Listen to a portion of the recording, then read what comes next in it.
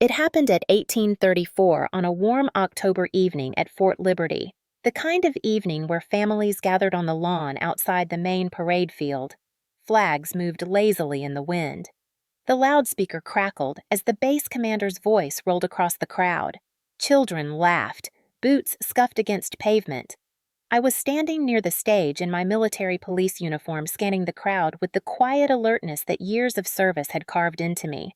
Ava sat 3 rows back with Vivian. My daughter's small frame was easy to spot, her pale blue jacket, her messy braid. But what froze me wasn't how she looked, it was her eyes. Ava was born deaf, but she never needed sound to speak to me. One glance at her and I knew something was wrong. Her body was tense, shoulders curled inward, hands clenched in her lap. Vivian leaned too close too tight the way a person does when they want control disguised as affection. I had seen that grip before, years ago, on me. My stomach tightened. I scanned the crowd again, but my gaze always returned to Ava. Her little fingers moved. At first, just a subtle brush against her thigh. Then the signal. 2 taps and a flick. The one we practiced in the yard behind our housing unit. The signal meant danger. The signal meant she needed help. The world around me kept moving as if nothing was happening. Announcements, applause, officers shaking hands, but time for me slowed to a crawl. My pulse started pounding. I felt every beat like a drum against my ribs. Rex stood to my right, steady and quiet, his vest gleaming under the overhead lights. His ears twitched first, then his head turned toward Ava. My hand tightened on his lead, but he didn't need my command. He knew her signal. He was trained for it. He had been trained to protect her. Vivian shifted in her seat, her hand wrapping around Ava's wrist. Ava's knuckles whitened. The second signal came. Sharper. Urgent. 2 taps and a flick. Rex stiffened, chest-rising tail, rigid nose, pointed like a drawn arrow. He let out a low sound. Not a bark yet. A warning in the language only a canine handler would recognize. My training told me to stay calm. My blood screamed the opposite. I stepped forward slowly, scanning the faces around her. No one else noticed. That was the terrifying beauty of a silent signal. It was meant for one set of eyes only. Mine. Vivian's face changed then. Not the fake smile she wore for everyone else. It was a flash of something I remembered from when I was 13, cold and controlling. The sound of the microphone faded in my head as my boots carried me down the aisle. People laughed and clapped around me. None of them knew what was about to happen. None of them knew that in a few seconds this entire ceremony would explode into something none of us could ever take back. I saw Vivian's hand jerk tighter around Ava's wrist. I saw Ava's lips part in silent pain. That was it. I whispered one word. Rex moved. He didn't leap like an animal. He surged like a force trained for this exact second. His paws struck the concrete. His growl ripped through the chatter and the air went thin. Dozens of heads turned. The flags behind the stage flapped louder in the sudden wind. Vivian's smile shattered. Her eyes widened, caught between fear and rage. Ava didn't make a sound, but she didn't need to. She met my eyes with the same steadiness I'd seen on firing ranges and in interrogation rooms. Calm under fire. My 9-year-old daughter had just set everything in motion. Rex closed the gap in 3 heartbeats. My hand went to my sidearm by instinct, but I didn't draw. This wasn't about weapons. This was about truth surfacing in front of everyone. The colonel on stage faltered mid-sentence. Officers froze. Mothers clutched their children. The crowd fell into that terrible hush that comes right before something breaks. And then Vivian screamed. The sound sliced through the silence. She jerked away from Ava, but Rex was already in position, his body between them, a wall of fur and trained precision. He barked once, short, commanding, the kind of bark that says I know exactly who the threat is. For the first time in years, I saw real fear flicker in Vivian's eyes. She was cornered not in a hallway or behind closed doors, but under the lights of the base in front of hundreds of witnesses. My father was in the front row, his jaw clenched. He didn't stand. He didn't stop what was unfolding. He couldn't.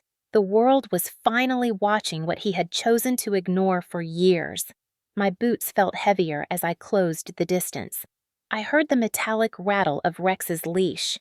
I saw Ava's small hands trembling in her lap, but her gaze never wavered. She trusted me. She trusted Rex. This was our signal, our war cry wrapped in silence. One child, one dog, one moment that cracked a mask I had spent half a lifetime staring at. Vivian raised her hands as MPs started moving from the perimeter. Her voice trembled, but her act was already falling apart. No one would believe the smile now. I felt the air thicken around us. It was happening. Everything I had feared, everything I had prepared for. My daughter had pulled the trigger on the truth, and there was no going back. If you are a parent, what would you do when your child sends a signal like that in the middle of a crowd? I grew up in Fayetteville, North Carolina, just a short drive from Fort Liberty. My earliest memories are laced with the distant echo of cadence calls at dawn and the low rumble of convoys passing through town. My father was a staff sergeant, then a man of order of rigid schedules and sharper silences. I used to think the Army had made him that way, but even as a little girl, I sensed something colder behind his discipline. He measured everything I did not with care, but control. When Vivian walked into our lives, I was 13. She wore the sweetest smile anyone could imagine. Soft curls and polished words that charmed every neighbor, every church member, every soldier who came by. She brought cookies to the family day barbecue. She complimented my father's uniform in front of everyone. People said she was good for him, but behind closed doors, her smile cracked into something else entirely. Her voice would drop, her hand would tighten around my shoulder, and her words would carve into me in ways no one could see. She never hit me. She didn't need to. She was too clever for bruises. Her weapon was control. She decided how I dressed. She decided who I talked to. She told my father what I said, twisting it until even the truth sounded like defiance, and he believed her every time. I learned early to keep my thoughts quiet, to breathe without being noticed. The house became a place where every sound carried risk. Every slammed door meant trouble. Every dinner felt like a test I would inevitably fail. By the time I turned 16, I counted the days until I could leave. I enlisted at 19. The day I left for basic training, I didn't look back. The bus window reflected Vivian's wave. No tears. No love. Just that practiced smile. Fort Leonard Wood became my first breath of real air. Marching in formation was easier than living under her shadow. I was good at discipline, better than most, because for years I had trained in silence. I learned how to read people before they spoke. I learned to see danger in the slight shift of someone's eyes. That skill carried me through training, through deployments, through the slow climb that eventually made me military police. Somewhere along that climb, I met a man. He laughed with the ease I had never known in my father's house. He wore the same uniform, but carried it lightly. We married. We built a small world where I could finally breathe. Then Ava came, a quiet baby with wide eyes who learned to sign before she could run. I didn't care that she was deaf. She was perfect. For the first time in my life, love didn't feel like a leash. It felt like sunlight, but sunlight doesn't last forever. My husband died in a training accident 3 years ago. One folded flag, one long ceremony, and I was alone again. Except this time, I had Ava. And I had the strength that the uniform gave me. I thought Vivian was gone for good. She had drifted out of our lives years earlier. But the past has a way of creeping back when you least expect it. She resurfaced at a family barbecue 2 summers ago. She had aged, but her smile hadn't. It still had that perfect practiced curve. My father introduced her as his new wife. Just like that, she had walked right back into our family. Everyone said she had changed. I smiled too, because that's what survivors do when the past walks into a room. But deep down, my gut clenched. I knew the woman behind the smile. Vivian was a master of appearing harmless. She praised Ava in public. She brought her gifts. She called her sweetheart. And everyone saw a loving step-grandmother. I saw the way her fingers lingered a little too long on Ava's shoulder. I saw how Ava's eyes dimmed every time she visited. The darkness of my childhood didn't just return. It slipped quietly back into my house through the front door, wearing pearls and perfume. I told myself I was stronger now. I wore the uniform. I enforced the law. I commanded a canine unit. But Vivian had taught me something long ago. Monsters don't need shadows. Sometimes they smile right at you in broad daylight. That's what made her dangerous. And that's what made this time different. I wasn't 13 anymore. And this time, I had someone worth fighting for. If someone once hurt you, have you ever imagined how it would feel when they walk back into your life smiling as if nothing ever happened? I came back to Fort Liberty in January of 2024. On paper, it was the perfect move. MP housing was reliable. The schools on base had excellent programs for kids with special needs, and I was close enough to my unit to respond to anything at a moment's notice. But beneath the neat rows of housing units, the polished parade fields, and the constant hum of helicopters in the distance, there was a tightness in my chest that never quite faded. I told myself it was just the transition. A new post, new routines, the ghosts of old memories scattered around Fayetteville like dust that never settles. But it wasn't the place that made me uneasy. It was who lived near it. Vivian and my father's house stood less than 15 minutes away, close enough that she could show up uninvited, close enough to breathe down the edges of my new beginning. Ava adjusted to her new school quickly. She was brilliant that way. She read lips faster than most people could talk and signed with a sharp clarity that made her teachers smile. But what gave me comfort most of all was Rex, my partner, my shadow. He walked Ava to the bus with me every morning. She'd press her hand against his fur, whispering in her own silent language.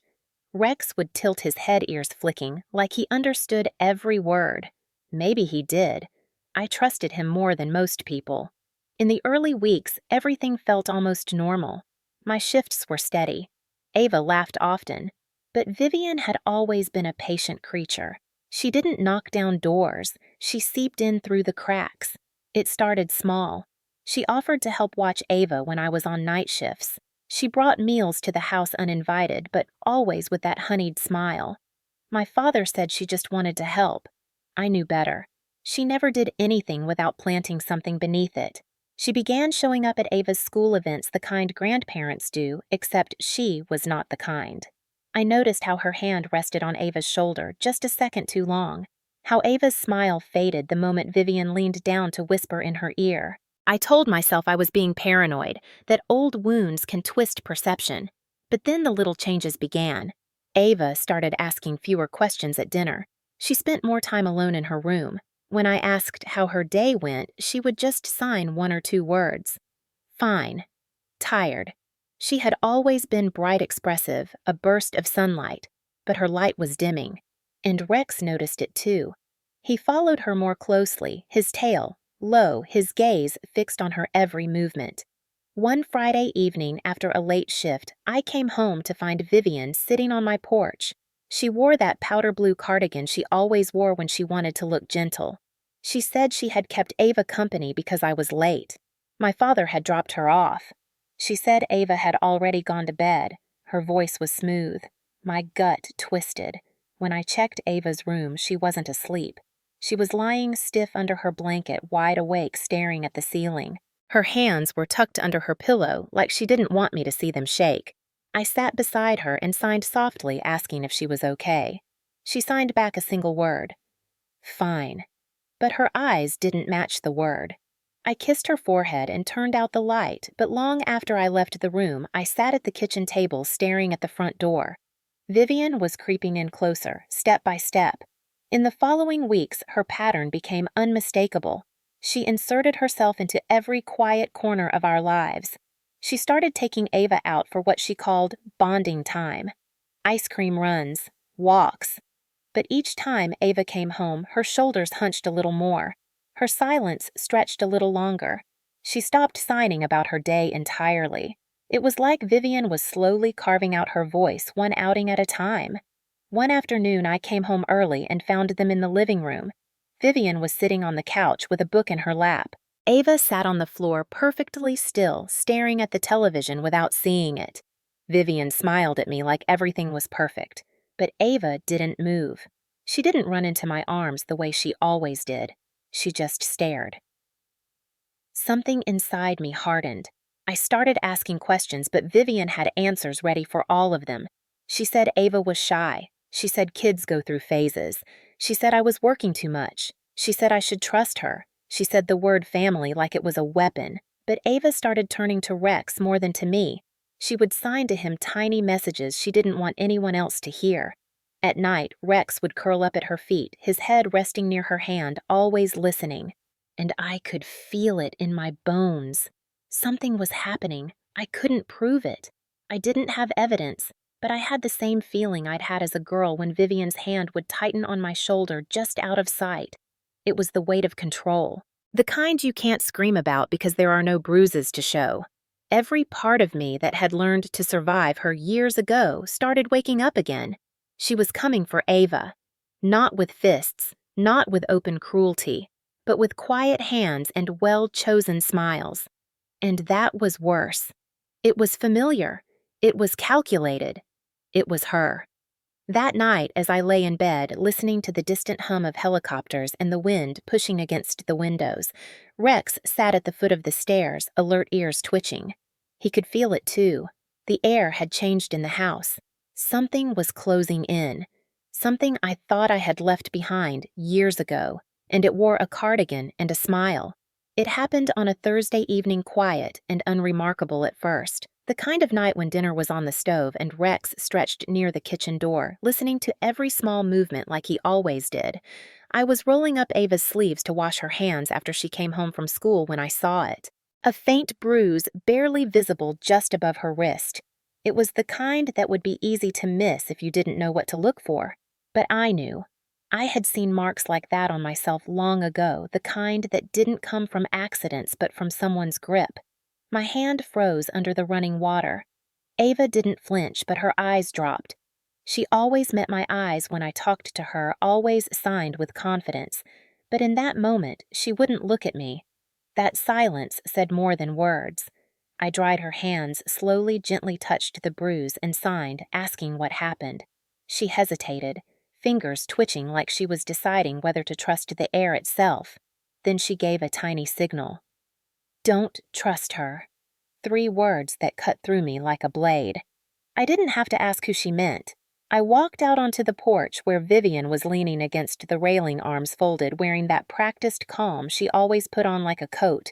She saw my face before I said anything. Her smile tightened the way people smile when they already have a lie ready.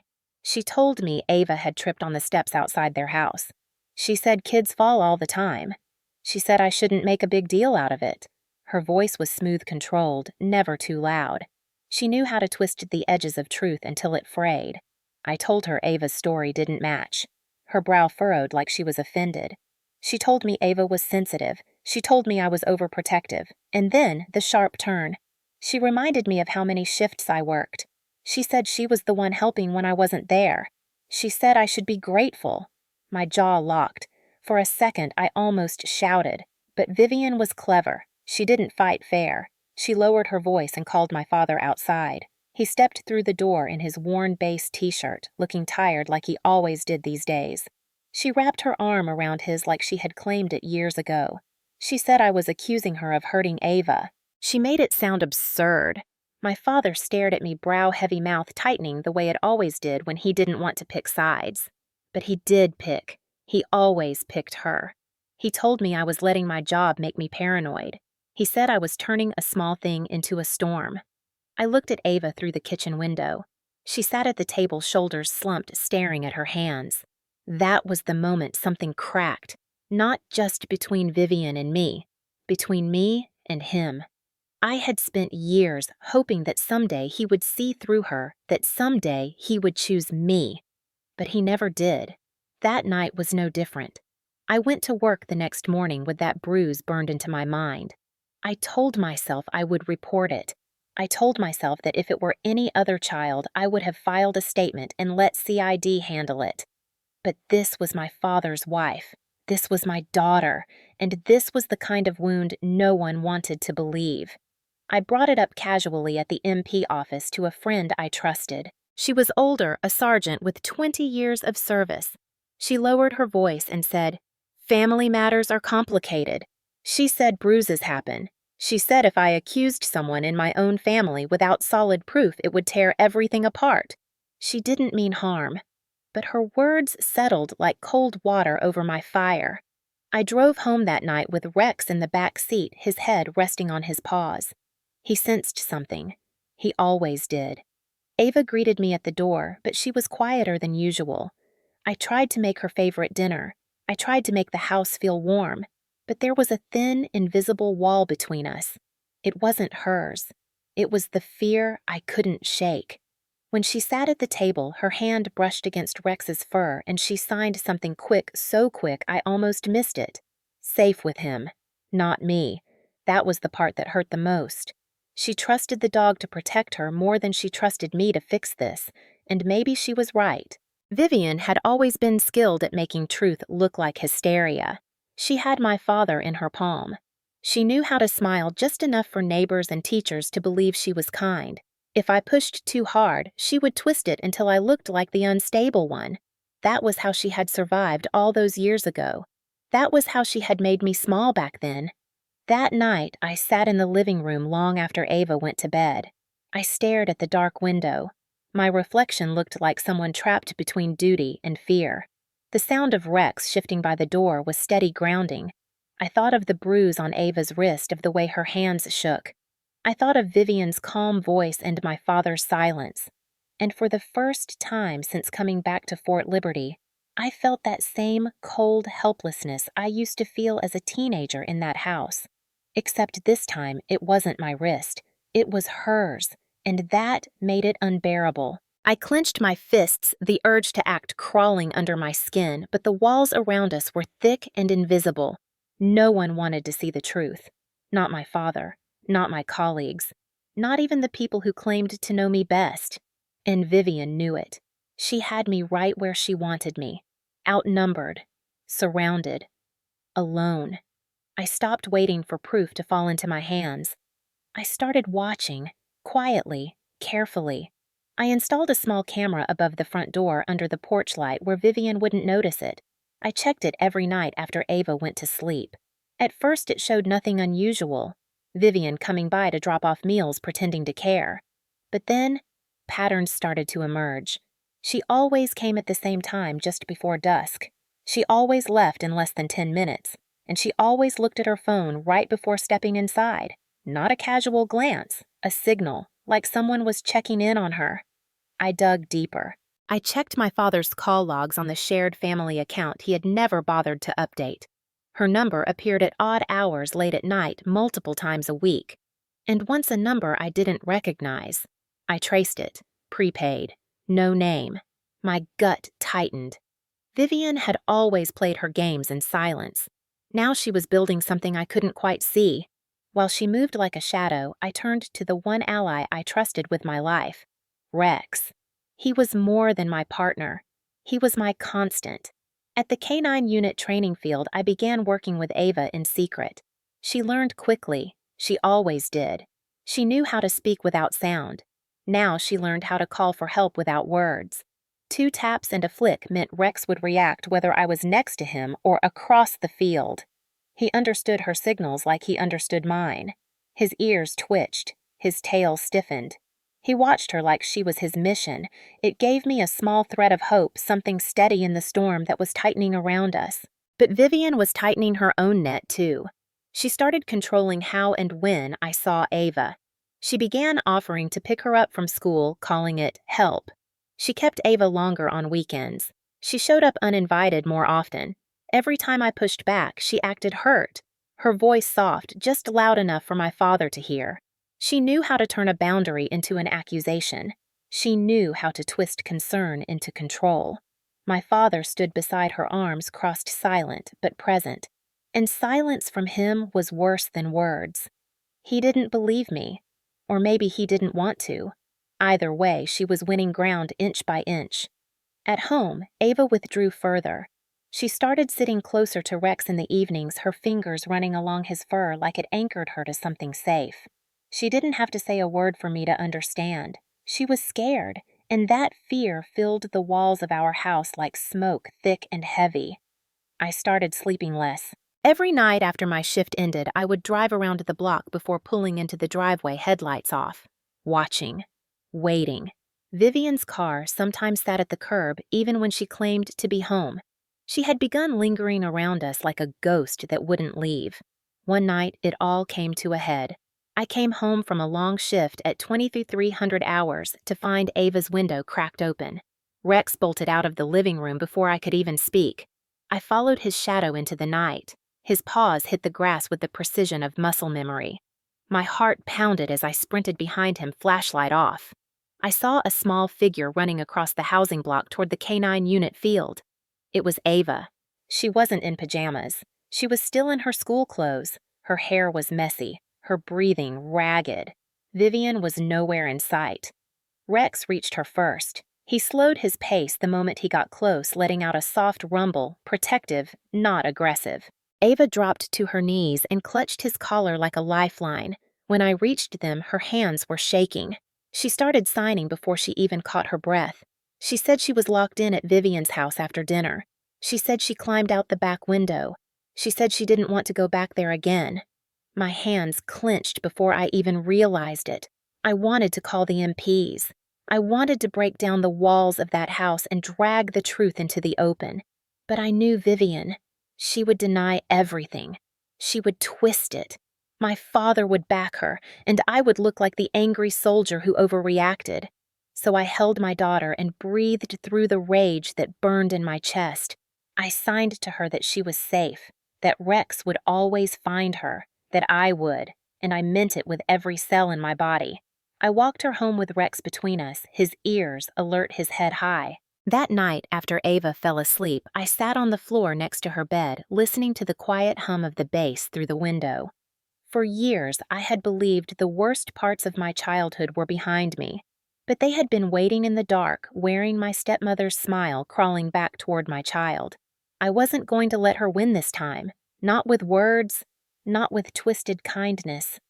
I looked at Rex lying at the foot of Ava's bed, his eyes glowing faintly in the dark, always watching. I whispered to him even though he didn't need words. We're not losing this time. Vivian thought this was just another family fight. She was wrong. This was war, quiet, patient, strategic. And I had spent my whole life learning how she operated.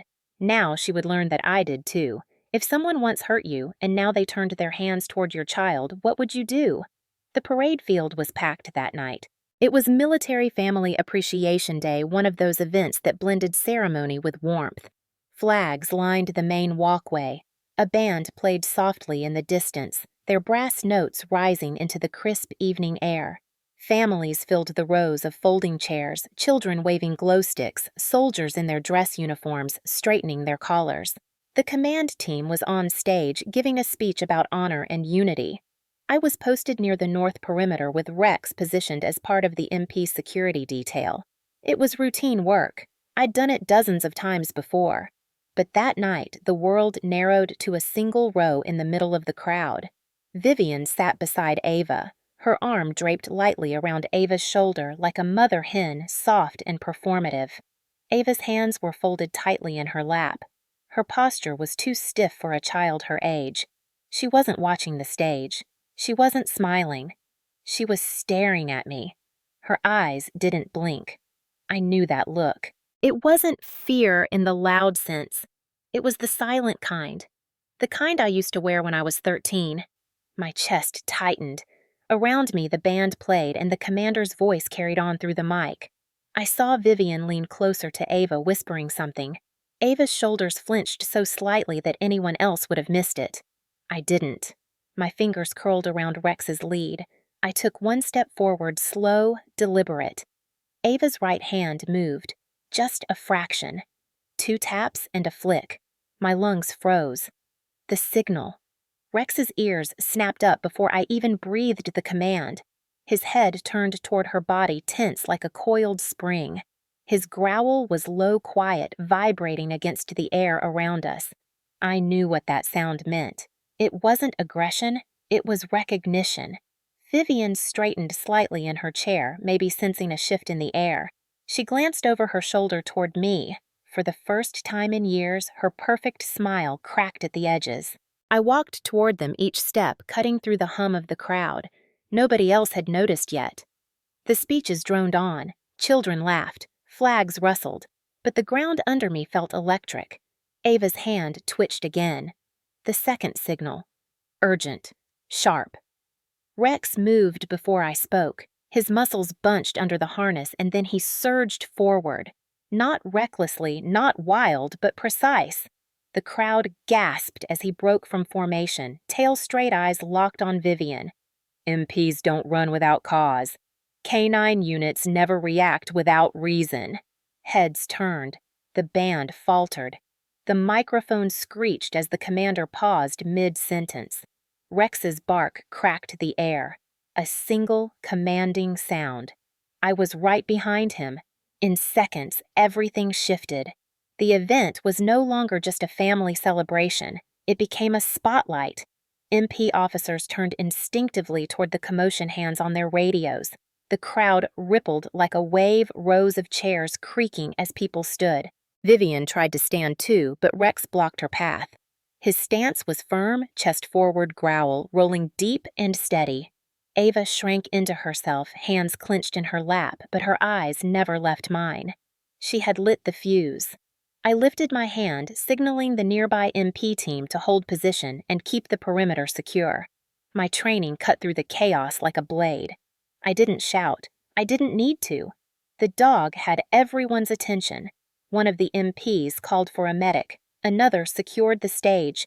Somewhere in the background, the live stream camera kept rolling, capturing every second in high definition for the entire base network. Vivian's voice cracked first. She demanded someone call off the dog. She said she hadn't done anything. She said the child was overreacting. She said it too loud, too fast, too desperate. The calm mask she wore so well was slipping. She looked around at the crowd, expecting the usual support, but she didn't have the shadows to hide behind anymore. Not tonight. Ava slowly raised her hand, her small palm brushing the top of Rex's head. He didn't move, but the gesture was enough. Everyone saw. A 9-year-old girl who never made a sound had just given a signal to a trained K9 unit in front of hundreds of people. That wasn't nothing. That was testimony. Vivian's breathing quickened. She reached for Ava's arm, but Rex stepped forward, his growl rising just enough to make her freeze. MP officers began closing in. I could hear the clicks of radios, the low commands being passed. I positioned myself between Vivian and my daughter, voice steady, every nerve burning under the weight of the moment.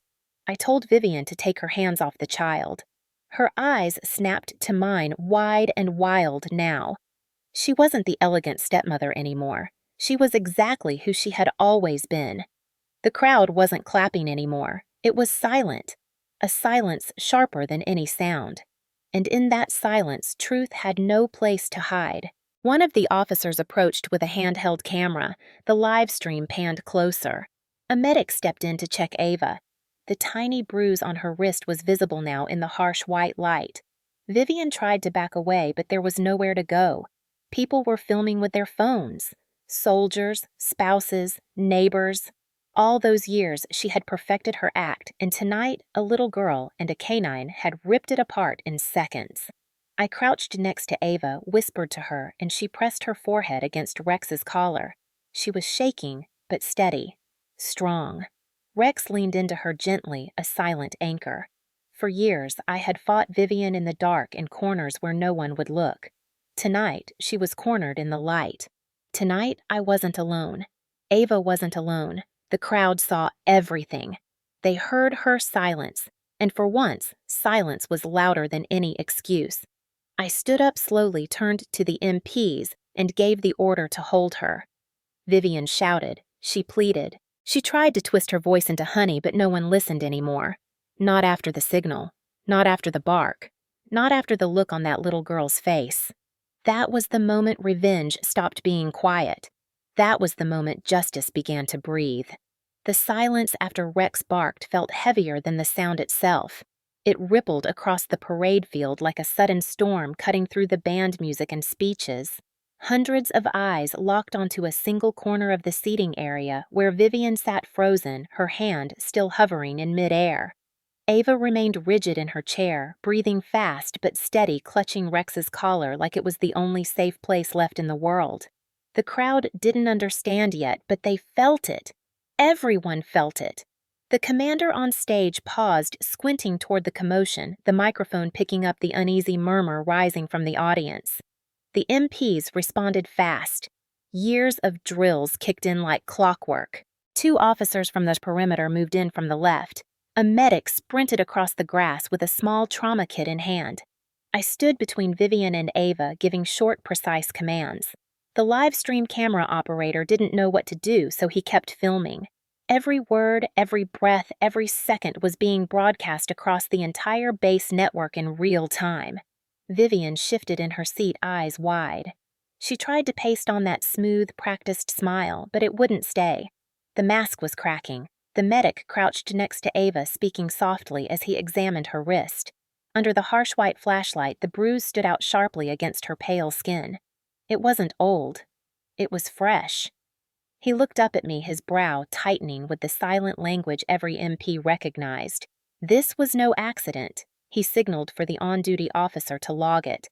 That tiny gesture was enough to change everything. Vivian exploded. She jumped to her feet, pointing at me with a shaking hand. "She's lying!" she shouted, her voice shrill, desperate. "This is all some act! She's making me look bad!" Her eyes darted to the crowd, searching for the safety she used to find in public performances. But tonight, no one stepped forward. No one rushed to defend her. The whispering in the rows behind her grew louder, the kind of sound that burns through polished lies. My father stood 3 rows away. His face was blank jaw, clenched, hands shoved deep into his jacket pockets. He didn't say a word. He didn't move. For the first time, he wasn't looking at me like I was the problem. He was just looking at Vivian. I took a step closer, my voice even. "Vivian, sit down." She laughed, then a sharp, humorless sound. "You've wanted to destroy me for years," she snapped. "You're jealous. You poisoned this child against me. You're turning everyone against me." I didn't answer. Instead, I reached into my jacket and pulled out the small tablet I carried during shifts. I opened the security feed from my front door. The footage was right there. Vivian arriving at my house again and again, always at the same times. Vivian pulling Ava inside. Vivian leaving alone. Vivian standing on the porch late at night. I held the screen out toward the nearest MP officer.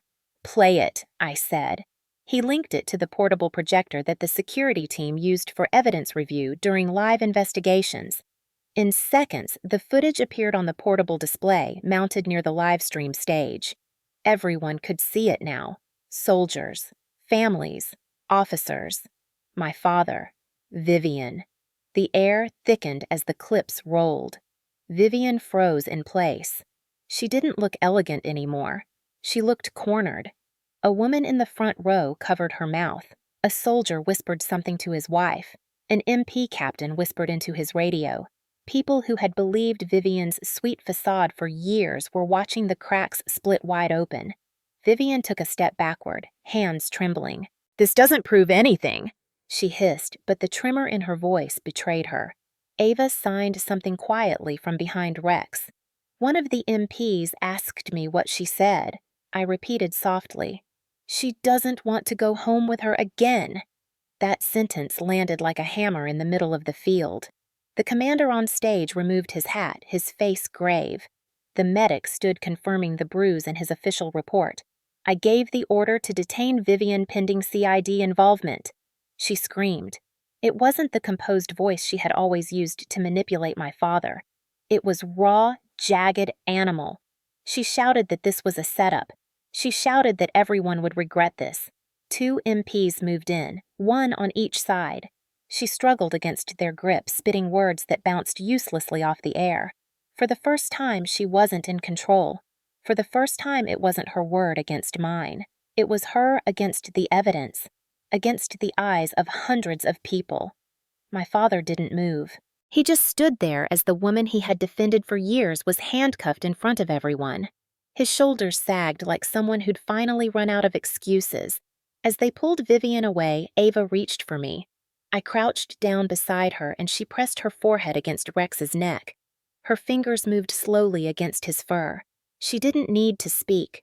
She had said everything she needed to with that signal. The MPs cleared the perimeter as the commander ordered the event paused. The live stream feed was still rolling.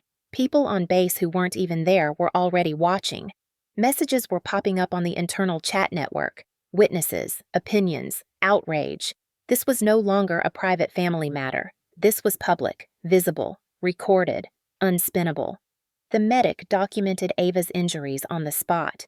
An MP supervisor began writing the incident report under the stage lights. CID was called in. Their response time on a live incident inside the base would be less than 20 minutes. I could already hear the sirens in the distance. Vivian's voice echoed faintly as they escorted her away. She begged my father to say something. He didn't. Not a word. For years, she had relied on shadows, whispers, the quiet corners where her cruelty could be explained away. Tonight, there were no corners left to hide in. I turned to Ava, brushed a loose strand of hair behind her ear, and signed, "You're safe." She signed back, "I know." Rex knew. Rex sat like a statue beside her, ears forward, every inch of him alert but calm. In that moment, he wasn't just a canine. He was the wall between the world that hurt us and the world that would protect her. The commander walked down from the stage. His face was hard, serious, the kind of face I had seen before when soldiers broke rules they thought no one would see. He didn't have to say much. His nod said everything. When CID arrived, everything unfolded fast. They took custody of Vivian. They reviewed the footage. They questioned the medic, the witnesses, me. Every step followed procedure, clean, precise. Because once the spotlight is on, there is no going back. As Vivian was placed into the CID vehicle, Ava didn't look away. Her small hand stayed pressed to Rex's fur, steady, strong. She wasn't the girl trapped in silence anymore. She was the girl who spoke through a signal, and the world had finally heard her. I stood with my hands on my belt, heart hammering but steady. This wasn't over. I knew the legal process would be brutal and drawn out. Vivian would fight, but she had already lost the one thing that protected her for years. The mask. The live stream would become evidence. The bruise would become evidence. Ava's signal would become the moment everything broke open. If you believe in public justice, if you believe the truth should not be hidden behind closed doors, what would you have done in my place? Would you have stood by the child even if it meant tearing everything apart? If you believe the answer is yes, then say it out loud. Say it for every child who has ever been silenced. Say it for the ones who fight with no voice. Say it for her. Comment, yes. The night after the parade field incident, Fort Liberty didn't sleep. Neither did I.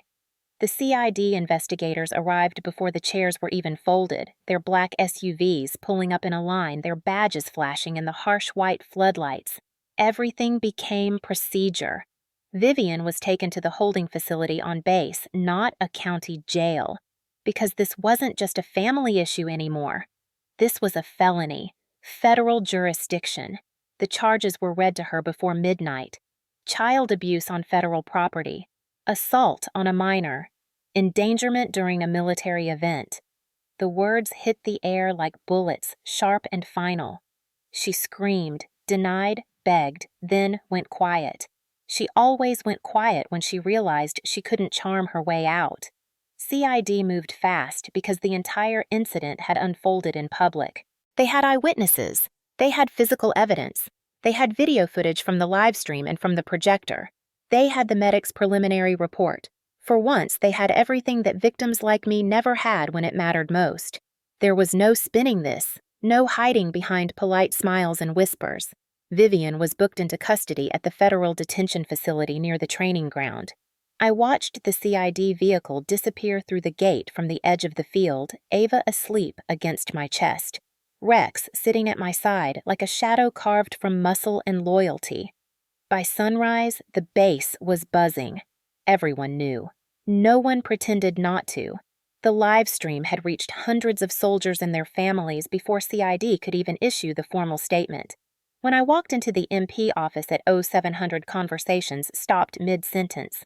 It wasn't pity in their eyes. It wasn't doubt either. It was the sharp awareness that they had seen the truth unfold in real time. The commander called me into his office before my shift started. He wasn't warm. He wasn't cold either. He was a man who had seen too many quiet tragedies and finally watched one burn out in the open. He said CID had requested full cooperation from the Military Police Division. He said I would have to give testimony but would be shielded from direct involvement in the investigation due to conflict of interest. He also said something I didn't expect. He told me I did the right thing. Then he told me to prepare for what came next, because once justice starts moving, it doesn't stop for comfort. The formal investigation opened that afternoon. CID agents interviewed every MP on duty during the event. They interviewed the medic, the commander, the live stream operator, the K9 unit handlers. They interviewed me separately in a cold, clean room with metal chairs and a recorder. They asked about the history, the bruises, the camera footage, the nights Vivian hovered near our house, the fear in Ava's hands. I answered everything in sequence, my voice even. Years of MP work made me clinical about evidence, but every time I spoke her name, something burned beneath the surface. Vivian lawyered up by the second day, a federal defense attorney assigned through her civilian status. She tried to argue that the incident was a misunderstanding. She said Ava was fragile. She said I was an unstable soldier with a grudge. She said she was the victim of a smear campaign, but none of it stuck. Not against the footage, not against the audio, not against the witnesses. 3 days after the incident, my father received a subpoena to appear before the JAG panel as a material witness. He had no choice. Silence had shielded Vivian for years, but now silence was evidence too. His failure to act was not a crime in itself, but the Army wanted answers about why this happened under their roof at their event to the child of one of their MPs. My father showed up at the legal office in his old Army jacket, shoulders, rounded eyes sunken. He looked smaller than I had ever seen him. He was questioned for hours. When he came out, he didn't look at me. He just walked past a man who finally saw what his silence had cost. Meanwhile, Ava was moved into the military child protective program temporarily. It wasn't because she wasn't safe with me. It was standard protocol whenever a case like this touched command structure. They assigned a military family counselor, a hearing interpreter, and a child psychologist trained to work with K9 trauma units. Ava didn't fight it. She was quiet, watchful, but steady. Rex was authorized as part of her protective detail. That decision alone told me everything about how seriously the Army was taking this. The weeks that followed were slow in some ways and brutal in others. CID compiled reports. JAG coordinated with the U.S. Attorney's Office because this wasn't a civilian court case. Vivian was facing federal charges. That meant mandatory sentencing guidelines. No family judge to charm. No county courtroom to twist. No private apologies whispered in the hallway. Everything was documented. Everything would be public record. I testified 3 times. Once for CID, once for JAG, and once in a preliminary hearing.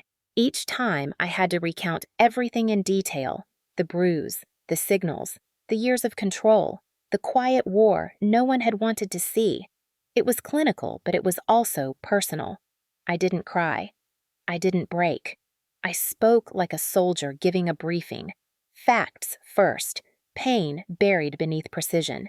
Vivian stayed in custody during the investigation. The evidence was overwhelming. The prosecution argued she posed a risk to Ava if released. The judge agreed. No bail. No return to the house she had once used like a weapon. The Army issued an internal statement about the incident, something they rarely did so publicly. It acknowledged that a dependent of a service member had been harmed on federal grounds. It confirmed cooperation with federal prosecutors. It reminded every soldier and spouse on base that silence is not protection, that failure to report suspected abuse carries consequences. For years, Vivian had thrived because no one wanted to get involved. Now the command itself was saying out loud what no one used to say at all. The shockwaves didn't stop there. My father's involvement or lack of it became part of the inquiry. He wasn't charged, but he was publicly reprimanded during a closed hearing for his inaction. I didn't attend that hearing. I couldn't. Watching him lose the last piece of the man I used to hope for wasn't something I wanted burned into my memory. Ava was assigned a child advocate who specialized in working with military families. I sat with her during those sessions watching as she slowly relearned the idea of safety. She didn't flinch when Rex was near. She flinched when doors shut. The psychologist told me healing would take time. I already knew that. Rex was formally recognized for his intervention during the parade field incident. He was given a commendation ribbon. It wasn't a ceremony Ava or I wanted to make public, but it mattered. It was a way of saying out loud that what she did, what he did, counted. It wasn't invisible anymore. The CID report was finalized 45 days after the incident. It recommended prosecution on all counts. Federal prosecutors filed their indictment within 72 hours. Child abuse, assault, coercion, endangerment, multiple felonies. Vivian's lawyer tried to negotiate a plea. The prosecutors refused. They had too much. The Army wasn't going to let this slip away. The day the formal charges were announced, I stood outside the legal office watching the American flag snap in the wind. Ava sat beside Rex on the bench, her small hand resting on his fur. She didn't smile, but she didn't look afraid either. She looked like a kid who finally had the world on her side, not against her. I didn't feel triumphant. I felt steady, like the world had shifted 1 inch closer to right. For years, the system had looked away. This time it didn't. My father called me once that week. He didn't apologize. He didn't defend her. He just said I should have seen it. Then he hung up. For him, that was a confession. For me, it wasn't enough. But it was something. In the weeks leading up to trial, I went back to work slowly half shifts, mostly administrative. CID and JAG were handling the legal weight. My job was to protect Ava, to keep our world steady, to let the machine of justice do what it was built to do. And that machine was moving, quiet, relentless, precise.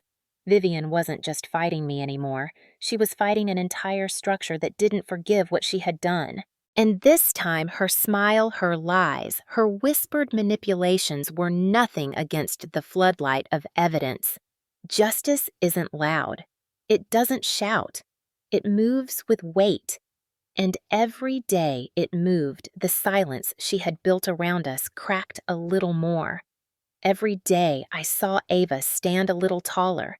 Every day I felt something inside me harden into resolve. This wasn't just about revenge. This was about making sure she never touched another child again. And the system was finally on our side. 3 months after the trial ended, Fort Liberty was cold, the kind of late autumn chill that seeps into your bones and makes the air sharper cleaner. The courthouse on post had long emptied out, the reporters had gone, and Vivian's name was already slipping into the static of archived case files. She was serving 12 years in a federal correctional facility. Her appeals denied her image stripped of its charm. For most people on base, the story had already ended. But for me, endings have a way of dragging their shadows behind them. It was early morning when I saw my father waiting outside the MP station. He stood by the fence line hunched against the cold, a worn cap pulled low over his eyes.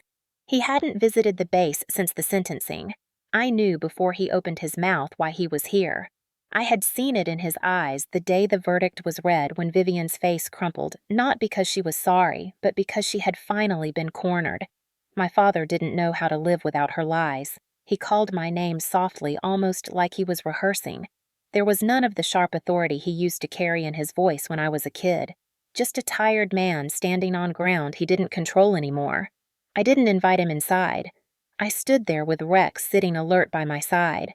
Ava's laughter faint somewhere behind the station where she was training with the canine unit handler. He looked at Rex first, like the dog reminded him of everything he couldn't change. Then he looked at me. "She's not doing well in there," he started, his voice shaky. She's not made for that kind of place." I let the words hang in the cold air. He waited for me to say something to give him a way out. I didn't. "She wrote me," he continued. "She wrote you too. She said she's sorry. She said it got out of hand. She said she just lost control." That was the phrase. Lost control. It slipped off his tongue like something he believed would soften the edges of what she had done. Like bruises fade if you give them a kind enough name. Like fear can be folded away with a few words. I clenched my jaw, the winter air biting at my teeth. She wants you to help, he said. If you speak to someone, maybe they'll reduce her time. She's not young Morgan. She'll break in there. I didn't answer immediately. I just listened to the distant sound of boots on pavement, the low hum of the bass waking up the muffled wind through the chain-link fence. For years, I had lived in the small, quiet spaces where Vivian's control thrived. The guilt, the excuses, the endless compromises wrapped in family ribbons. And now, standing here, I realized how different the ground felt beneath my feet. She had been the storm for so long. Now she was just a name on a prison roster. I looked him in the eye and said very quietly, "She hurt Ava." He flinched just barely, but it was there. The truth he had refused to face all these years finally landed without a shield. "She didn't mean to," he whispered like a man bargaining with the air. "You know how she gets." She just snapped. It was a mistake. My breath fogged between us. "You don't snap on a 9-year-old, I said. "You don't bruise a child. You don't lock them in a house. You don't make them too scared to breathe."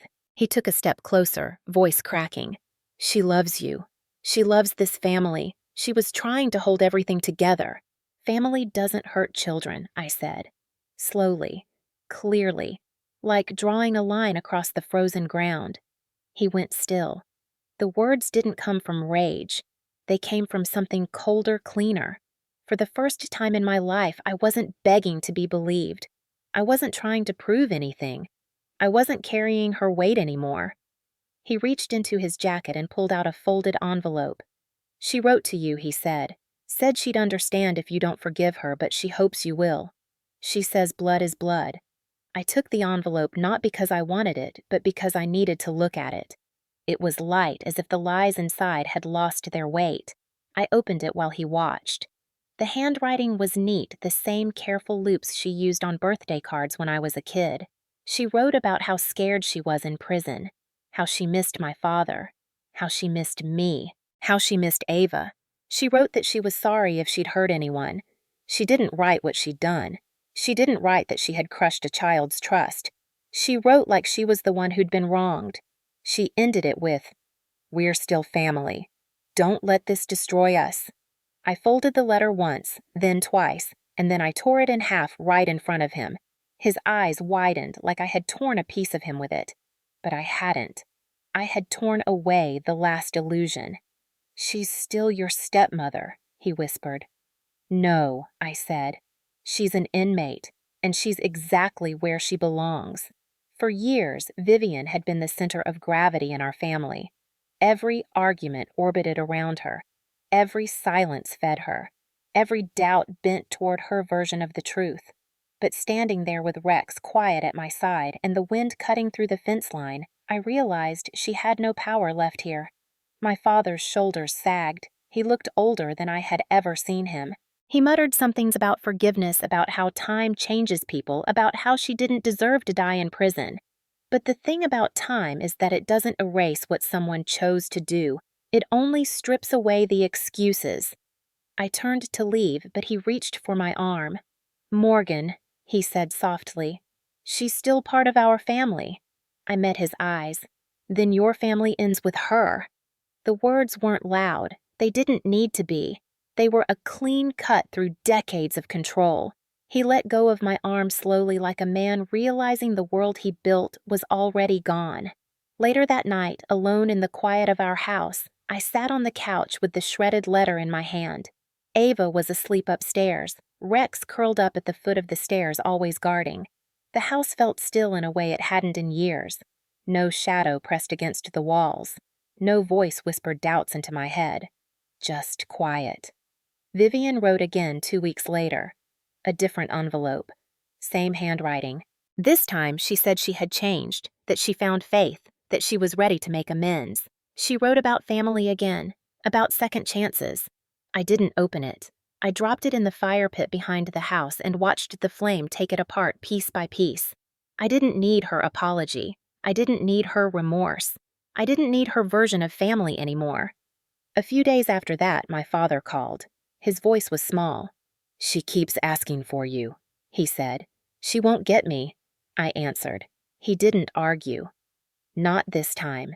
He just breathed for a long time, like a man standing at the edge of something he couldn't cross. That was when I knew the power had shifted completely. For years, she was the one who decided when I hurt, when I stayed quiet, when I doubted myself. Now, she was the one asking, and I was the one saying no. It wasn't about cruelty. It was about finally choosing myself and my daughter over a woman who had spent years trying to take that away. Sometimes power doesn't return with fireworks or noise. Sometimes it returns quietly with the sound of a letter burning in the cold, with the sound of a father realizing his excuses can't build a bridge anymore, with the sound of a woman who no longer needs permission to say no. Family doesn't hurt children, and anyone who does doesn't get to keep calling it family. The courthouse on base was small compared to civilian courthouses, but that morning it felt impossibly large. The corridors hummed with low voices and quiet tension. The walls were lined with the dark uniforms of soldiers, officers, civilian families, legal staff, and CID investigators. Reporters from military media outlets were already outside their cameras trained on the front steps. I had walked through those doors 100 times as an MP escorting witnesses and suspects. But this time, I was the one called to the stand. The irony wasn't lost on me. This wasn't just about evidence anymore. This was about telling the truth in the bright light where no one could turn away. Ava sat next to me in the front row. She wore a small black jacket with the unit patch stitched to the sleeve. Her hair was tied back neatly, her interpreter on her right. She wasn't a scared child anymore. She was steady, her little hands resting on Rex's fur. He was allowed to be in the courtroom under special authorization.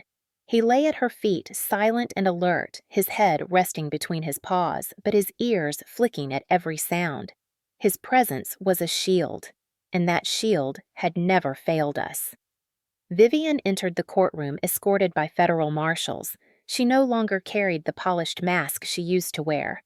Her hair was tied back, her jumpsuit plain and stiff. Her hands were cuffed in front of her. She scanned the room, looking for someone to meet her eyes. My father sat 3 rows behind me, stiff and pale. She looked at him first. He didn't look back. She looked at me next. I didn't flinch. The courtroom doors shut with a metallic click, and the sound carried through the room like a starting bell. The judge entered. Everyone stood. It was time. The prosecution began with the evidence. It wasn't dramatic. It didn't have to be. They laid out the timeline like a slow march, the parade field, the live stream, the medic's report, the CID interviews. And then they played it. The footage from my front door camera filled the courtroom screen. There she was, night after night, hand on Ava's arm, pulling her inside, leaving alone. No shouting, no excuses, just images that told a story no words could soften. Vivian shifted in her seat, her face tightening with every passing second. Then they played the live stream from Military Family Appreciation Day.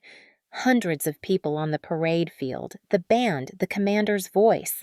Then Ava's small hand moving in the air. The signal. Rex reacting like he had been trained to do. Vivian freezing. The medic crouching, her shouting. Her mask breaking. The silence that followed. It didn't matter how many times I had seen it. The moment her mask cracked felt like a fist unclenching inside me. This was the moment the world saw what I had lived with in the shadows. When they called me to the stand, the room grew even quieter. I raised my right hand, swore the oath, and took my seat. I had testified before as an MP countless times, but this time, the weight was different. I wasn't just speaking as a soldier. I was speaking as a mother. The prosecutor asked clear, sharp questions. How long had Vivian been in Ava's life? What signs I had noticed? How I trained Ava to use Rex's signals? What I saw the night she ran across the base? What I saw at the parade? How Vivian had always twisted the story to make me look unstable.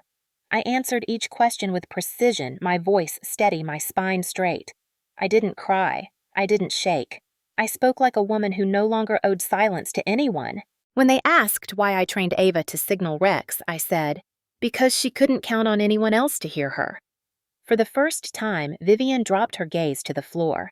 The defense tried to paint me as paranoid as overprotective. They brought up my military background, my trauma after losing my husband. They said I might have misunderstood. They said Vivian had no history of violence. I looked straight at the defense attorney and said, "You don't need a history when the evidence is right in front of you." The judge didn't flinch, neither did the jury. Then Ava was brought to the stand not to speak, but to be present.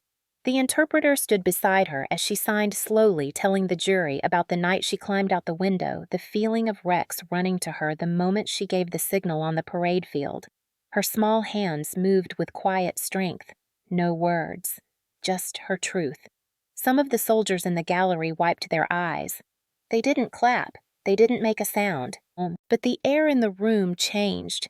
The defense tried to discredit her testimony because she couldn't speak, as if silence was a weakness. The prosecutor crushed that argument before it left their mouths. Ava's signals had been part of canine training. Her communication was official, documented, precise. Her silence had become strength. Vivian was given her chance to testify. She didn't take it. She sat in the chair staring at her hands as if the words that had once manipulated everyone around her had finally abandoned her too. When the closing arguments finished, the jury deliberated for less than 4 hours. That was all it took. They returned with a verdict guilty on all counts.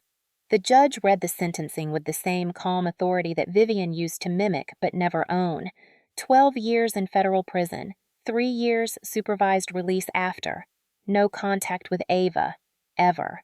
My father was called next. He wasn't on trial for abuse, but for his silence, his failure to report, his quiet complicity. The Army had conducted its own administrative hearing. The judge acknowledged it and issued his sentence 2 years of supervised probation, mandatory counseling, and a permanent note on his record. He sat through it without speaking. He didn't look at me when it ended. The courtroom emptied slowly, but the story didn't stay inside those walls. By the end of the day, the base newspaper had published a full article about the verdict. The headline was Simple Justice for Ava. The article detailed how a child's silent signal exposed an abuser in front of hundreds of witnesses. It detailed the canine unit's role. It detailed the legal consequences. It reached more than the base. It reached the wider military community. The message was clear. Silence won't protect the guilty anymore. A week later, the canine unit held a small ceremony for Rex. It wasn't loud or grand, just soldiers, handlers, Ava, and me. The commander gave Rex a commendation ribbon officially recognizing his intervention. He called it instinct and training, but I knew better. It was loyalty. It was the bond between a girl who couldn't speak and a dog who always listened. When they placed the ribbon on his collar, Ava smiled for the first time in months. A real smile, not cautious, not fragile, just a small beam of light cracking through everything that had tried to break her. Reporters asked for interviews. I declined them all. The story didn't belong to me. It belonged to Ava. It belonged to every child who had been forced to be silent. Vivian's name faded from daily conversations after the sentencing, but the story didn't disappear. It became a case study at the MP briefings. It became an example of why bystander silence can no longer be tolerated. It became a message whispered across housing units, K-19. 9 teams and classrooms, even the quietest voices can bring down the loudest lies. The day the verdict became final, Ava and I stood at the edge of the field where everything began. The parade field was empty now, just wind and flagpoles and the sound of Rex breathing beside us. Ava signed slowly. "It's over." I signed back. "Yes, it's over." But really, it wasn't just over. It was rewritten. Our lives, our story. Justice doesn't always roar. Sometimes it moves like a slow tide, washing away what once felt permanent. 12 years. That was the number the judge said. But for me, the real sentence was the silence Vivian could never weaponize again. For the first time in my life, the quiet belonged to us, not to her. A year after the verdict, Fort Liberty felt like an entirely different place. The same brick buildings, the same morning bugle calls the same wind through the pine trees, but the air no longer carried that heavy edge I'd lived with for years. My old housing block had always felt too close to everything, like shadows lingered on the porch, even in daylight. So when the reassignment list opened up, I took the first quiet house I could find at the far edge of base housing, tucked between a line of oak trees and a small trail that curved behind the canine training field. It wasn't big, but it was ours, and it was far enough away from everything that when I opened the windows at night, all I heard was wind. The first week we moved in, Ava stood in the middle of the backyard like she didn't quite believe it was real. No footsteps on the porch, no car idling at the curb, no eyes watching from across the street, just silence. She signed to me that it felt like breathing after being underwater too long. I understood exactly what she meant. She started to grow again in ways I hadn't seen since before everything happened. The scars of what Vivian did didn't disappear, but they loosened their grip. She joined the Canine Sign Club, a new program created after the case went public. It was small at first, just 5 kids with hearing impairments learning how to communicate with working dogs through hand signals. But it grew fast, and Rex became the heart of it. He wasn't just my partner anymore. He was theirs too. I'd watch Ava lead him through drills on the training field, her small hands moving confidently. Rex responding with perfect precision. The other kids followed her lead. She wasn't the quiet girl anymore. She was the one who had taught the base that silence could be louder than words. I'd come home from late shifts to find her in the yard with him running, laughing, letting the world feel safe again. She still had therapy sessions, still had nightmares sometimes, but she no longer woke up shaking. When she woke, Rex was already there, pressing against her side, reminding her that she was not alone. The Army didn't forget what happened either. The case had pushed the command to make visible changes. They introduced mandatory family safety reporting, expanded the CID coordination network, and increased canine training integration for children of service members with communication disabilities. For once, the system didn't just respond to a wound, it tried to heal it. I threw myself into my work too. I had spent so many years living in defense waiting for the next strike that I almost didn't know what to do when it stopped. So I trained. I led new MPs. I took extra assignments with the canine unit. And then on a quiet morning during roll call, they called my name for promotion. Sergeant First Class. I didn't give speeches. I didn't need to. When they pinned the new rank on my uniform, I thought about the woman I had been when this started. Tired, cornered, always braced for impact. She felt like someone else entirely. My father never came back to live near the base. He called a few times that year. Short calls. Quiet. I answered sometimes. Sometimes I didn't.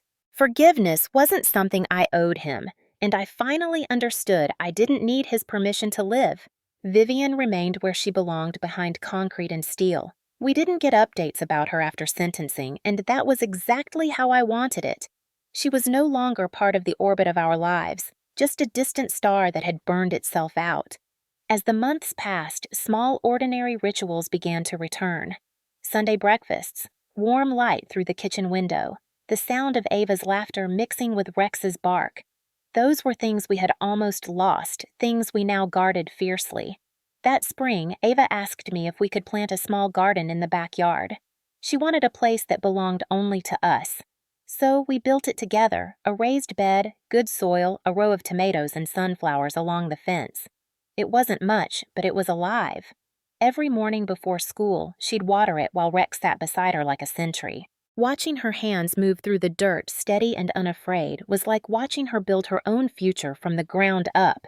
The K-9 unit held another ceremony at the end of that year.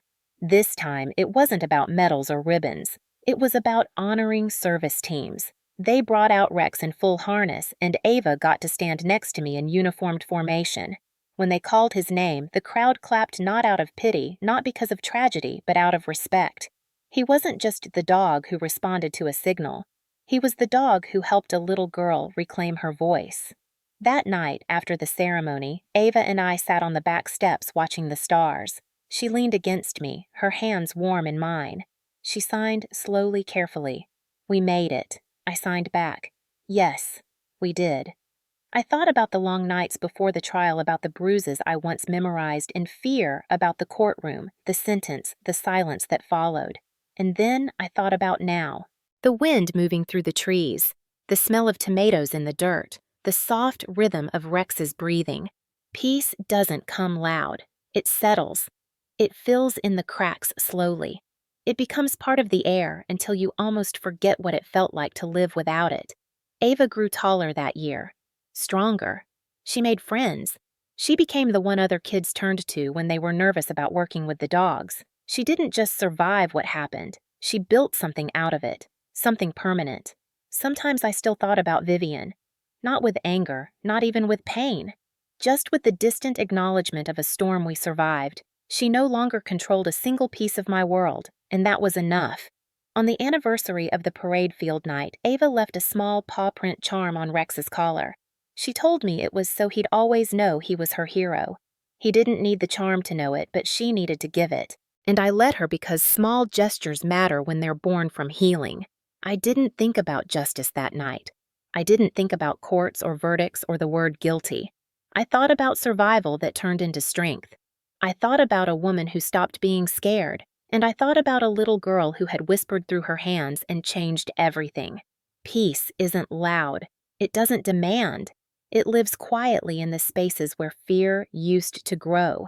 It lives in a garden behind a house in the steady weight of a loyal dog in the hands of a child who no longer trembles. It lives in the way I breathe now, steady, unbroken mine. This was the chapter I built, not the one someone else wrote for me, and this time no one could take it away. The sun was setting behind the line of oaks at the edge of Fort Liberty, casting long strips of gold across the back porch. It was quiet. Not the kind of quiet that hides fear, but the kind that settles deep into your bones and lets you exhale without bracing for impact. I sat on the steps with a cup of coffee growing cold in my hands, watching Ava in the yard with Rex. The light hit her hair in a way that made her look older, stronger. Not the small, frightened girl who once raised a shaking hand at a parade field. She moved easily now, barefoot in the grass, laughing as Rex darted around her, the small paw print charm on his collar, catching the last bit of sunlight. His bark was playful, soft, unhurried. I leaned back against the railing and let the sound of her laughter fill the air. A year ago, that sound had been a memory I fought to protect. Now it was our daily rhythm. Ava stopped running for a moment and turned toward me, signing something quick and familiar. "Are you watching?" I signed back. "Always." She grinned, the kind of grin that comes from a place that has been broken and rebuilt stronger. The air smelled faintly of the garden she planted in spring. Tomatoes, sunflowers, dirt still warm from the day. This was our world now. No locked doors. No shadows at the edge of the porch. No whispers to fear. Just us. Her. Me. Rex. I thought about that night on the parade field more often than I admitted. Not because of what Vivian did, but because of what Ava did. She didn't scream. She didn't cry out. She raised her hand and gave a signal that changed everything. That signal tore a hole in the lie we had lived under for too long. And through that hole, light flooded in. I remembered the moment Rex's ears snapped forward, the moment everything stopped, the moment the world finally saw what I had known for years. It wasn't dramatic in the way movies make it. It was quiet, clean, sharp. A single gesture from a little girl who refused to disappear. I set the mug down beside me and let the words I'd carried for a year finally settle. That night my daughter didn't speak. I whispered to the wind. She didn't have to. She signaled, and Justice heard her. Ava didn't hear me, but somehow she turned toward me anyway. She walked across the yard, Rex trotting close behind. She climbed the steps and sat next to me, her small shoulder pressing against mine. She signed slowly. "Safe now." I nodded. "Safe." Rex lay down at our feet, resting his head on Ava's knee. His breathing was steady, the soft rise and fall like a heartbeat echoing through the porch. The light sank lower, turning the sky into a wash of amber and pink. The world doesn't stop being hard just because you survive something. But there are moments like this. Small, quiet, powerful moments when you realize the darkness that once wrapped itself around your throat no longer lives here. Ava leaned into me, and for the first time since everything happened, she signed something new. "Thank you." My throat tightened. I didn't need to sign anything back. I just wrapped an arm around her and held on as the last bit of light slipped below the trees. Rex lifted his head ears, twitching, watching the yard like he always did the loyal sentinel who never needed words to protect what mattered. I had seen too many cases where justice never came, where people looked away, where silence was a wall no one broke through. But this time, justice came, because a little girl made a soundless call and the right ears were listening. This wasn't a fairy tale. It was real, hard, messy. But it ended here in this yard with a sunset and a dog and a little girl who knew her voice didn't have to sound like anyone else's to matter. So, if you believe, truly believe, that justice doesn't always start with shouting, but sometimes with something as small as a single signal from the quietest person in the room, then leave a paw print in the comments. For Ava, for Rex, for every silent voice waiting to be heard. Fade out.